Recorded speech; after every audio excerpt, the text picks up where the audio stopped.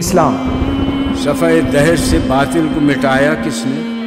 کیا اسلام صرف نماز اور روزے کا نام ہے؟ نوع انسان کو غلامی سے چھڑایا کس نے؟ یا یہ ایک مکمل سسٹم ہے؟ میرے کعبے کو جبینوں سے بسایا کس نے؟ میرے قرآن کو سینوں سے لگایا کس نے؟ تھے تو آبا وہ تمہارے ہی، مگر تم کیا ہو؟ ہاتھ پر ہاتھ دھرے منتظر فردا ہو۔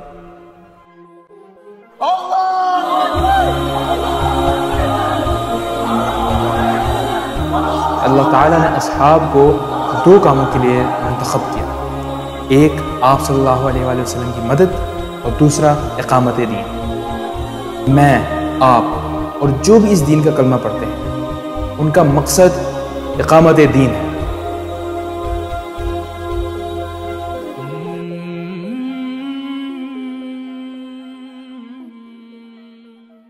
اب آپ کے ذہن میں یہ سوال آ رہا ہوگا کہ کیا یہ صرف باتیں ہیں یا پھر آپ کے ہاتھ میں بھی کچھ ہے کہ جو آپ کر سکتے ہیں؟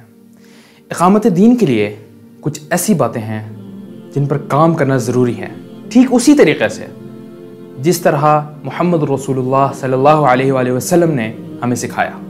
اس میں سے سب سے پہلا ہے فائنینشیل کیپٹل۔ فائنینشیل کیپٹل یعنی مادی وسائل، آپ کے فائنینشیل ریسورسز۔ اب اس کو سمجھنے کے لیے ہم یہ مثال لے سکتے ہیں کہ دو جماعتیں، ایک جس کے پاس صرف اور صرف اخلاقی قوت ہے اور ایک جس کے پاس فائنینشیل ریسورسز ہیں۔ ہمیشہ وہی جماعت جیتے گی جس کے پاس فائنینشیل ریسورسز ہیں، اور یہ تو ہمارے دین کا حصہ ہے کہ ہم ریسورسز اکٹھے کریں۔ مسلمان جتنا معاشی لحاظ سے مضبوط ہوگا، اسلام اتنا ہی مضبوط ہوگا۔ صحابہ کرام میں جہاد میں جو چندہ دینے والے صحابہ تھے اکثریت، وہ کروڑ پتی نہیں ارب پتی تھے۔ ان کی تجارتیں بہت پھیلی ہوئی تھی، نبی نے کبھی زندگی میں ان کو ایک دفعہ بھی نہیں کہا کہ اپنی تجارت کا حجم کم کرو۔ اللہ تعالیٰ نے قرآن مجید میں فرمایا وَأَعِدُّ لَهُم مَّا اسْتَطَعْتُم مِّن قُوَّةٍ وَمِن رِّبَاطِ الْخَيْلِ کہ تم لوگ جہاں تک ممکن ہو سکے زیادہ سے زیادہ طاقت اور جنگی گھوڑے تیار رکھو، یعنی اپنے آپ کو فائنینشلی اور ملیٹریلی اسٹرانگ رکھو۔ اور ہمیں آپ صلی اللہ علیہ وسلم کی سیرت سے بھی یہ معلوم ہوتا ہے کہ جب آپ صلی اللہ علیہ وآلہ وسلم مدینہ تشریف لے کے گئے تو آپ صلی اللہ علیہ وآلہ وسلم نے وہاں پہ مسلمانوں کی ایک مارکیٹ قائم کی اور مسلمانوں کو ترغیب دی کہ وہ اس مارکیٹ سے سامان لیں تاکہ مسلمانوں کا فائنینشیل کیپٹل بڑھے۔ اب فائنینشیل کیپٹل تو ضروری ہے ہی، لیکن اس کے ساتھ ساتھ مورل کیپٹل کا ہونا بھی ضروری ہے۔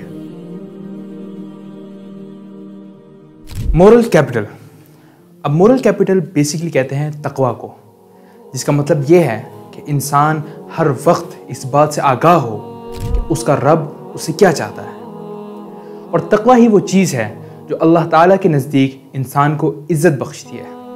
جیسے کہ قرآن مجید میں اللہ تعالیٰ نے ارشاد فرمایا کہ در حقیقت اللہ تعالیٰ کے نزدیک عزت والا شخص وہ ہے کہ جو سب سے زیادہ پرہیزگار اور تقوی والا ہے۔ کہیں میں اللہ کی کسی حد سے تجاوز نہ کر جاؤں، اللہ کی قائم کردہ کسی حد کو پھلانگ نہ جاؤں، کہیں ایسا نہ ہو کہ شریعت کا کوئی حکم میں پامال کر دوں، پھونک پھونک کر قدم رکھنا، اس روش کا نام تقویٰ ہے۔ اب ہم دوبارہ اس ایگزامپل کی طرف جاتے ہیں کہ جہاں پر دو جماعتیں تھیں، اگر ان دو جماعتوں کا فائنینشیل ریسورس سیم ہو تو یہاں پر ڈیسائیڈنگ پوائنٹ کیا ہوگا؟ یہاں پر ڈیسائیڈنگ پوائنٹ مورل کیپٹل ہوگا، یعنی جس جماعت کا مورل کیپٹل زیادہ ہوگا وہ بازی لے جائے گی۔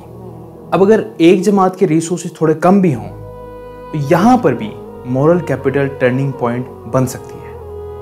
اللہ تعالیٰ نے قرآن مجید میں فرمایا بارہا ایسا ہوا کہ ایک قلیل گروہ اللہ کے اذن سے ایک بڑے گروہ پر غالب آ گیا۔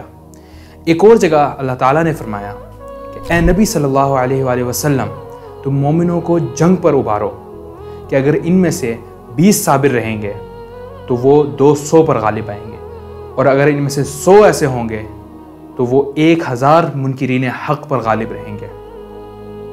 اور سیرت سے بھی ہمیں اس کی کئی مثالیں ملتی ہیں۔ ان میں سے ایک غزوہ بدر ہے کہ جہاں پر کافروں کی تعداد مسلمانوں سے 3 گنا تھی، لیکن مسلمانوں کی صبر، ان کے تقوی اور ان کے مورل کیپٹل کی بنا پر اللہ تعالیٰ نے ان کو فتح یاب کیا۔ اب آتے ہیں پولیٹیکل کیپٹل کی طرف۔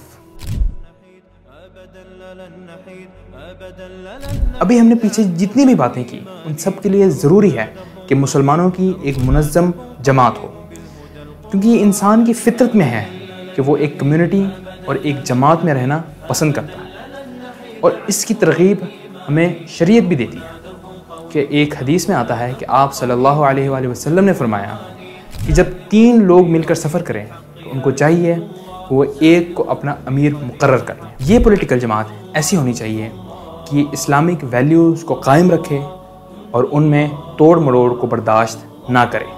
اب ہم دیکھتے ہیں کہ رسول اللہ صلی اللہ علیہ وآلہ وسلم نے مکہ میں مسلمانوں کی ایک جماعت بنائی، ان کو ٹرین کیا۔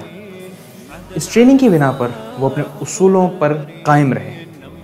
کفار مکہ نے بہت کوشش کی کہ ان کو کسی طرح ڈی ریل کر دیں، ان کو دبائیں، لیکن وہ اپنے اصولوں پر ڈٹے رہے، اور انہی اصولوں پر ڈٹے رہنے کی وجہ سے کچھ ہی دیر میں انہوں نے رومن اور پرشین ایمپائرز کو گرا دیا۔ ان باتوں سے ہمیں یہ معلوم ہوتا ہے کہ پولیٹکس کرنا بھی آپ صلی اللہ علیہ وآلہ وسلم کی سنت ہے۔ اس لیے ہمیں چاہیے کہ ہم فرقوں، نسل، رنگ اور نیشن سے باہر آ کر ایک امت کے کانسیپٹ کو سمجھیں اور اس کے لیے صحیح اور جھوٹ سے پاک پولیٹکس کریں۔ جیسا کہ حدیث میں ہے کہ آپ صلی اللہ علیہ وسلم نے فرمایا کہ بنی اسرائیل کی سیاست بھی انبیاء سنبھالتے تھے، جب ایک نبی فوت ہوتا اس کی جگہ دوسرا نبی آیا۔ اب آتے ہیں انٹلیکچوئل کیپٹل کی طرف۔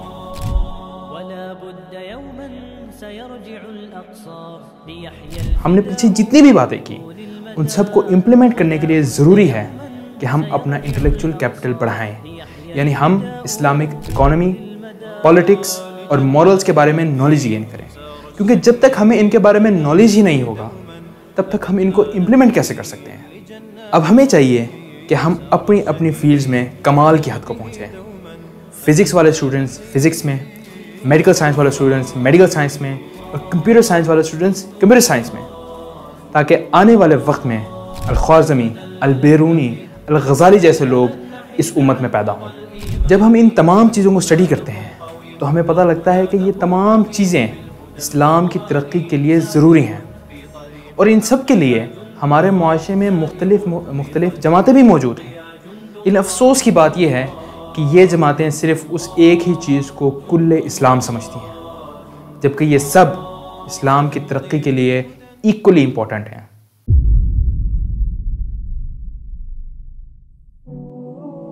دوستوں، ہم اپنے روزمرہ کے چھوٹے چھوٹے مسائل میں اس طرح سے گھرے ہوئے ہیں کہ ہم اپنے اصل مقصد کو بھول چکے ہیں۔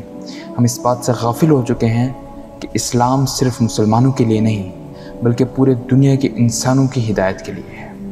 ہمیں چاہیے کہ ہم اللہ تعالیٰ کے نظام کو پورے دنیا پر نافذ کریں، مگر افسوس کہ ہم رسم و رواج اور انہی چھوٹے چھوٹے مسائل میں پھنسے رہ گئے ہیں۔ مگر آج بھی وقت ہے کہ ہم اس غفلت کی نیند سے جاگ جائیں، اپنے اندر قربانی کا ایک جذبہ پیدا کریں اور اپنی زندگی کو اس مشن کے لیے وقف کر دیں۔ یہی وقت ہے اپنے ضمیر کو جگانے کا اور اپنے حالات کو دیکھ کر اللہ کے سامنے رو دینے کا۔ کیا ہم وہ امت بن سکتے ہیں جو اپنے نبی کا پیغام لے کر آگے چلیں؟